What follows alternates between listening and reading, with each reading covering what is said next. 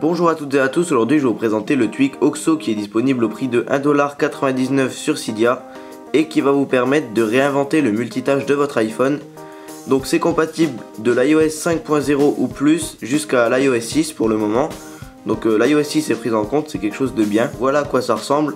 Toujours la même manière pour l'ouvrir, on appuie 2 fois sur le bouton Home. Donc là on a toujours les icônes de nos applications avec juste derrière un aperçu de quand on rentre dedans. Donc là par exemple on peut voir pour les réglages, c'est exactement ce qu'il y a sur l'icône derrière comme vous le voyez. Donc ensuite si on tourne la page, on a ici les contrôles de la musique comme avant. Donc le bouton play, le bouton pour passer la musique en avant et en arrière. Ici on a toujours le bouton pour ouvrir l'application iPod. Et ici on n'a plus le bouton pour verrouiller l'orientation de l'iPhone. À la place, quand on va appuyer dessus, on aura les pochettes d'albums. Ici on a un petit slider pour la luminosité, donc on peut augmenter ou baisser. Et ici on a des petites icônes avec des réglages utiles. Donc par exemple pour désactiver le Wi-Fi comme ici.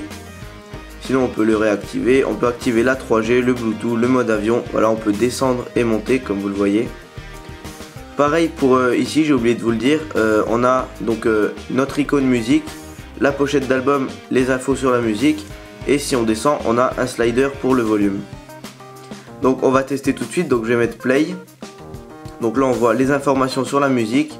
Et si j'appuie sur la pochette, elle s'affiche en grand. Et donc pour quitter les applications du multitâche, c'est très simple, il vous suffit de les glisser vers le bas comme ceci.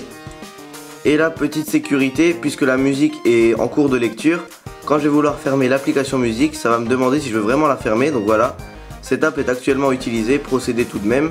Si on fait non, ça va finalement pas la fermer. Et si on fait oui, ça va stopper la lecture. Donc là juste un petit bug. Mais normalement vous appuyez sur oui et la musique va s'arrêter puisque l'application sera fermée. Donc maintenant on va aller voir dans les réglages de ce tweak. Je vais juste mettre pause pour la musique par contre. Voilà. Donc dans les réglages de ce tweak on a une section. Donc vous voyez la section OXO. Et ce qu'elle va nous permettre de faire c'est tout simplement donc là on a le mode d'emploi que je viens de vous présenter à l'instant. Donc cette section vous sera sûrement pas utile.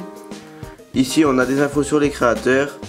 Et ici on peut envoyer un email si on a un problème. Donc dans configuration, donc ça c'est le seul réglage qu'il y a.